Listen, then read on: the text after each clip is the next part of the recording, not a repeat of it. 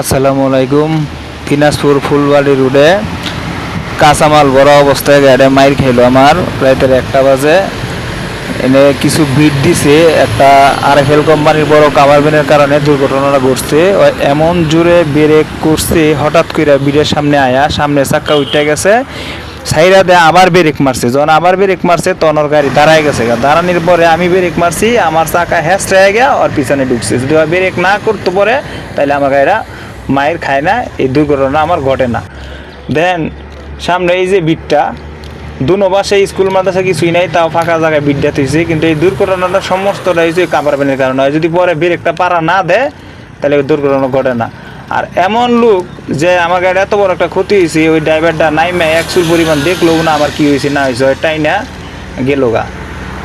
তারপরও গাড়ি গ্লাস খুললে ওরে ধরার চেষ্টা করলাম। মাসখানি আগে 1,60,70,000 টাকা কাজ করে গাড়িটা বের করছি। তেলের সমস্যার কারণে ওইরকম পরিমাণ ইনকাম করতে পারি নাই। তো এখন আবার এরকম দুর্ঘটনাটা হইল। জানি না আল্লাহ এরকম বারবার ইমান পরীক্ষা কেন আমারে দেয়। একটার পর একটা বিপদ আছেই। হালাল পথে চলি, হালাল টাকা উপার্জন করি, ফ্যামিলি নিয়ে খাই, একসাথে সবাই থাকি, কারো কোনো সময় টাকা পয়সা মাইরা খাই না, নিজে ইনকাম করে নিজে চলি। তারপরেও প্রত্যেকটা বিপদ খালি আমার উপরে আসে। এটা যে কিভাবে সামাল দেবো আল্লাহ জানে।